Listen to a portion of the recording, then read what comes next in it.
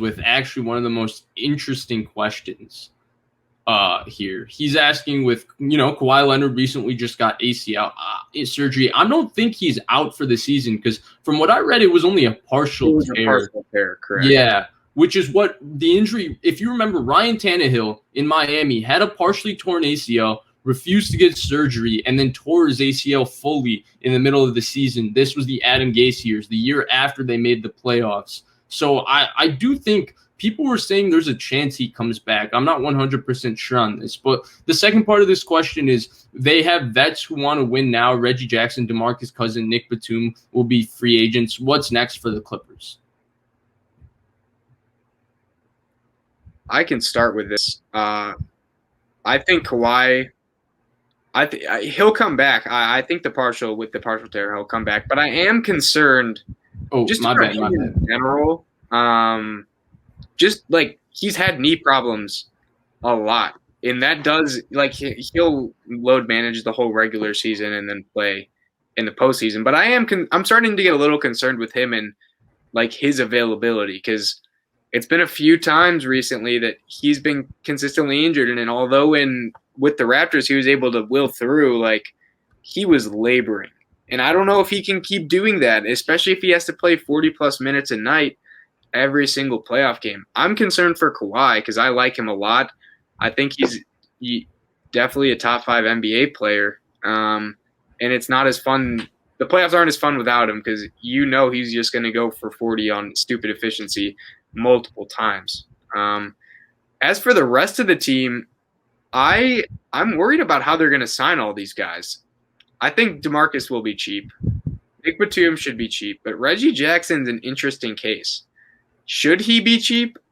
You want to say yes, but the way he was playing at the end of the in the postseason, I wouldn't be surprised if one of those mid-tier 8 to 12 teams, or like that in that range of teams, threw him more money than they should.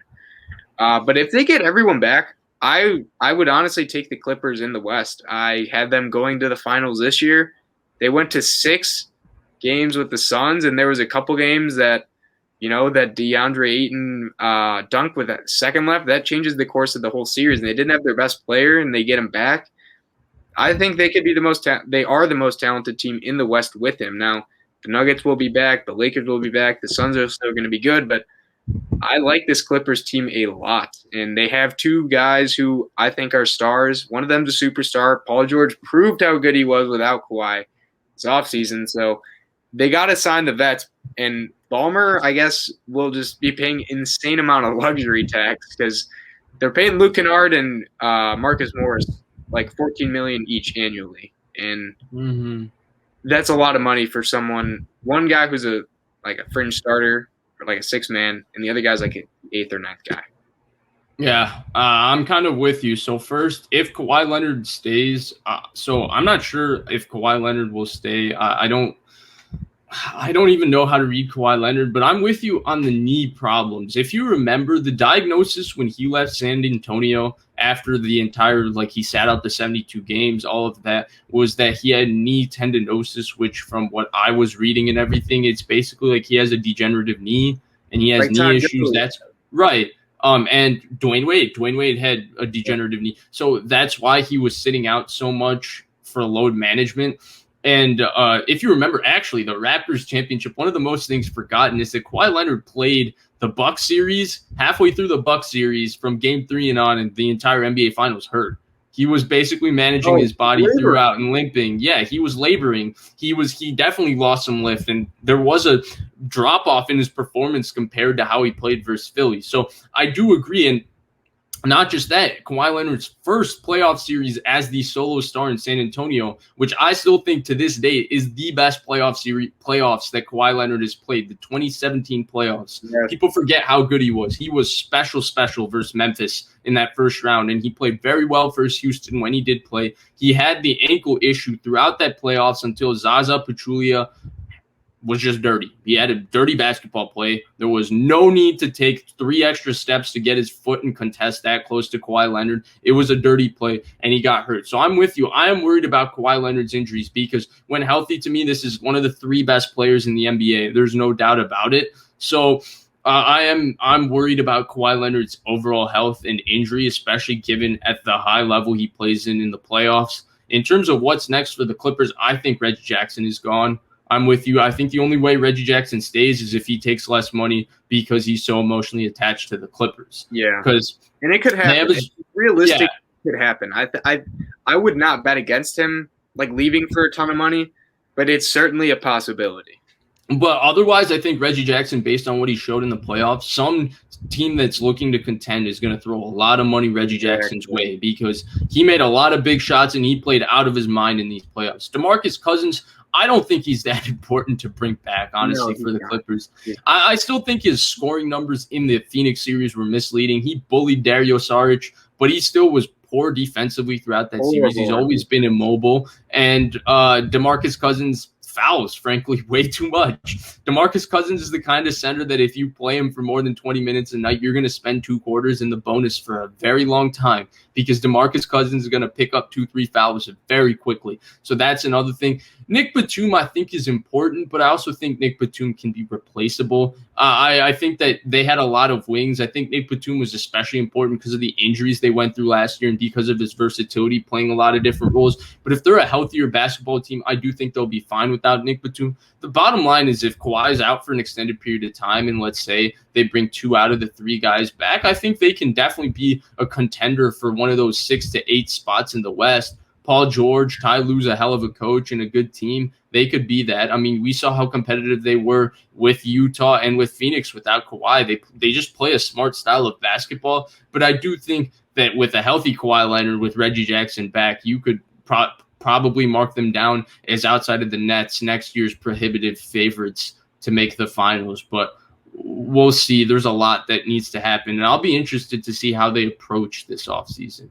And real quick, in regards to Kawhi's injury, because I'm unaware, there were other people that posted. So apparently the partial tear has the same it still has the same recovery time. I did not know this. And the best case scenario is 7 months, but the worst case scenario is up to 9 months. So I'm assuming if he got his surgery in July, we're seeing Kawhi Leonard next year, maybe March. Maybe they get him healthy enough to make a playoff run.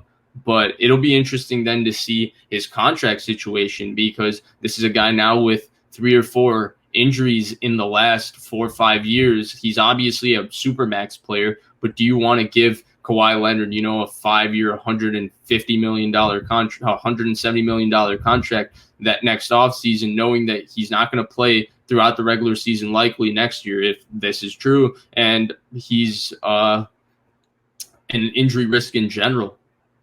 Yeah, I think he'll be there. I really do. He wants to be in LA. I think that's the part that people sometimes forget. Like, if he wanted to win, he could definitely leave and go somewhere better, but he wants to be in LA. When he was on the Spurs, he said, I want to be in LA. They traded him to the Raptors. They won a championship. They had the makings of a team that could run the East for a couple of years. And he still wanted to leave because he wants to be in LA. And I think that's the factor that, for me, just says he'll undoubtedly be back just because he loves the city so much. And I want to say that's where he grew up or he has very, very strong connections to. But I think he will live in LA just because of the fact he likes it there so much. And yeah, I mean, maybe 5 years is a rich contract or rich amount of time. But I think if you give him 3 years, that would be more reasonable. But I'm with you. If you gave him 5 years, like, he is super, super injury prone. And we saw what happened to Dwayne Wade, right? Yeah. But then the question is, would he take 3 years? Because this might be his last chance to re-up and get the full payday. I mean, he's made hundreds of millions of dollars. What's wrong with making another $50-60 million? I mean, I don't think money for him is like the main motivation. I think that's true. That's true. Like, he literally just wants to be in LA. That's the only thing he cares about, is what it seems from our perspective. Yeah. So I think we can maybe take one more question or